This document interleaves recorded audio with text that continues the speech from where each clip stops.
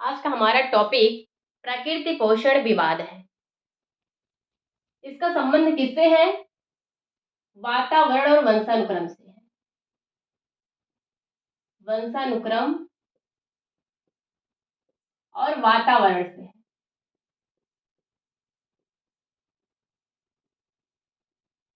किससे है?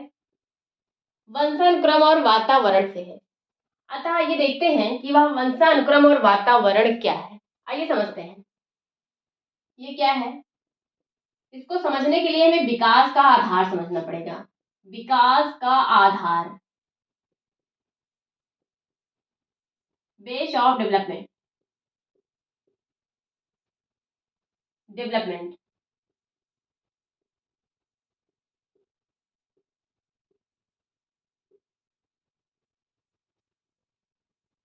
वंशानुक्रम और वातावरण।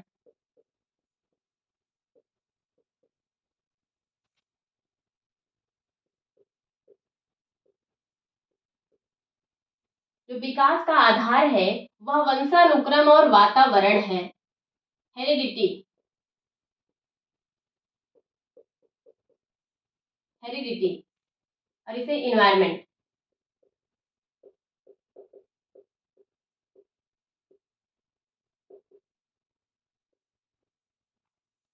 विकास का आधार वंशानुक्रम और वातावरण है। जो इसके पिता हैं मेंडल हैं। इन्होंने ही सबसे पहले क्या किया था, बताया था कि वंशानुक्रम क्या है, वंशानुक्रम का महत्व क्या है और वंशानुक्रम पर प्रयोग कैसे किया था। इन्होंने अपना प्रयोग जो किया था वह मटर पर किया था और उसके माध्यम से इन्होंने बताया कि जो वंशानुक्रम के गुण हैं वो एक पीढ़ी से दूसरी पीढ़ी में किस प्रकार से ट्रांसफर होते हैं। इसीलिए मेंडल को आनुवांशिकता का जनक कहा जाता है। आनुवांशिकता का जनक कहा जाता है।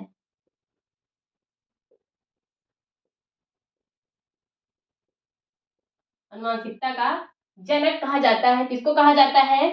मेंडल को कहा जाता है, ग्रेगर जॉन मेंडल को। चाहे वंशानुक्रम कहिए और चाहे इसको वंशा आनुवांशिकता कहिए, ठीक है। इसे हेरिडिटी भी कहते हैं, जेनेटिक्स भी कहते हैं। और वातावरण, वातावरण का समर्थन करने वाले वाटसन हैं। वाटसन,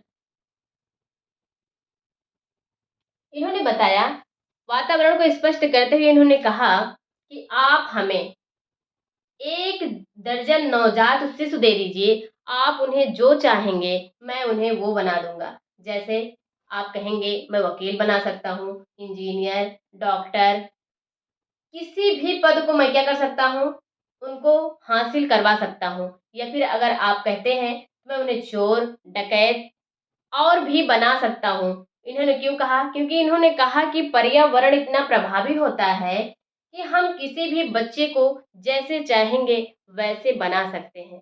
इन्होंने क्या माना कि पर्यावरण प्रमुख आधार होता है एक बच्चे के विकास में। तो विकास का 2 आधार है। वाटसन ने इसको क्या माना? यह प्रमुख आधार है।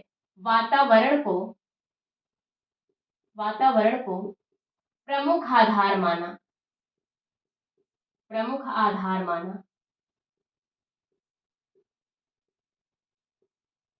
किसने माना? वाटसन ने, जेबी वाटसन। विकास को, विकास में वातावरण को प्रमुख स्थान पर रखा। इन्होंने क्या बताया? और दोनों को जो मानने वाले थे, वातावरण और वंशानुक्रम, वातावरण प्लस वंशानुक्रम, वंशानुक्रम के समर्थक, पर्यावरण, वातावरण और वंशानुक्रम के समर्थक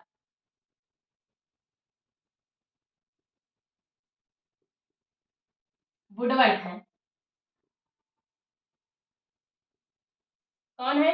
वुडवर्थ हैं। इन्होंने वंशानुक्रम और वातावरण को स्पष्ट करते हुए कहा, एक मोटर चालक के लिए, क्या कहा? एक मोटर चालक के लिए वाहन और पेट्रोल के जिस प्रकार से आवश्यकता है, क्या कहा इन्होंने? एक मोटर चालक के लिए जिस प्रकार से पेट्रोल और वाहन दोनों ही आवश्यक है, उसी प्रकार से एक बालक के विकास में वातावरण और वंशानुक्रम दोनों का महत्वपूर्ण स्थान है। ठीक है, इस प्रकार से इन्होंने बताया। तो वातावरण और वंशानुक्रम वास्तव में दोनों क्या है, एक बच्चे के विकास में अहम भूमिका निभाते हैं। अब देखिए वातावरण क्या है और वंशानुक्रम क्या है। वंशानुक्रम क्या है, गतिशील है, सॉरी स्थिर है। वंशानुक्रम स्थिर है, स्थिर अवधारणा है, स्थिर अवधारणा। स्टैटिक कॉन्सेप्ट,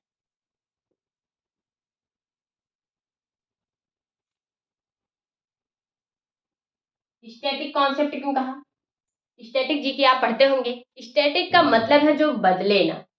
हिस्ट्री क्या है, नहीं बदलती है, वो क्या है, स्टैटिक है। जो भी हमारे सब्जेक्ट हैं वो ना बदले, उसे ही क्या कहा जाता है, जिसमें परिवर्तन ना हो उसे ही क्या कहा जाता है, स्टैटिक कहा जाता है। और इसे क्या कहा गया, वातावरण को कहा गया कि यह क्या है, गतिशील है, गतिशील है, गतिशील अवधारणा है।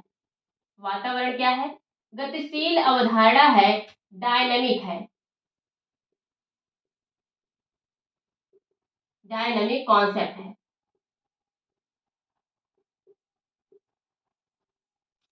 ठीक है, और इन्होंने कहा इसमें परिवर्तन नहीं किया जा सकता है, इसीलिए इसको क्या कहा गया, अपरिवर्तनीय, अनचेंजेबल कहा गया। ठीक है, और इसे क्या बताया गया, इसे परिवर्तित किया जा सकता है, अर्थात इसे परिवर्तनीय कहा गया। क्या कहा गया, इसे परिवर्तनीय कहा गया। तो आपने देखा, और इसका सीधा संबंध हम बताते हैं, वंशानुक्रम प्राकृतिक पोषण यहीं से बनता है। जो वंशानुक्रम है अपरिवर्तनीय क्यों है, पहले इसे समझ लीजिए, इसे परिवर्तित क्यों नहीं किया जा सकता। वंशानुक्रम जैसे आपने समझा कि एक पीढ़ी से दूसरी पीढ़ी में ट्रांसफर होने वाले लक्षणों या गुणों को वंशानुक्रम कहा जाता है। और वंशानुक्रम में ट्रांसफर क्या होता है, गुणसूत्र क्या होता है, ये क्या है, 46 गुणसूत्र होते हैं, क्रोमोसोम। ठीक है, तो क्या होता है, यदि किसी बच्चे को अपने माता पिता से 46 गुणसूत्र प्राप्त हो गए हैं तो जन्म के पश्चात उसे 45 या फिर 47 नहीं किया जा सकता है, अर्थात यह क्या है, स्थिर है, स्टैटिक है। और ये क्या है, वातावरण इसलिए चेंजेबल है, इसलिए परिवर्तनीय है, क्योंकि जैसे चाहेंगे बच्चे को वैसे बना सकते हैं। जैसा कि वाटसन ने बताया भी था कि आप जैसे चाहेंगे, जैसे वातावरण बच्चे को देंगे वैसे बच्चे के व्यवहार में क्या होगा, परिवर्तन दिखाई देगा। 46 गुणसूत्र। ठीक है, अब इसका सीधा संबंध किससे है, जो प्रकृति है, प्रकृति का सीधा संबंध, प्रकृति का सीधा संबंध वंशानुक्रम से है, वंशानुक्रम से है। तो जो सारी विशेषताएं हैं वंशानुक्रम की, वही विशेषताएं क्या हो जाएंगी, प्रकृति की हो जाएंगी। प्रकृति क्या है, जब वंशानुक्रम से इसको जोड़ा गया तो क्या है, इसका मतलब ये क्या है, स्टैटिक है, या अपरिवर्तनीय है, जिसमें परिवर्तन नहीं किया जा सकता है। और ये क्या है, इसका सीधा संबंध, वातावरण का सीधा संबंध, वातावरण का सीधा संबंध, सीधा संबंध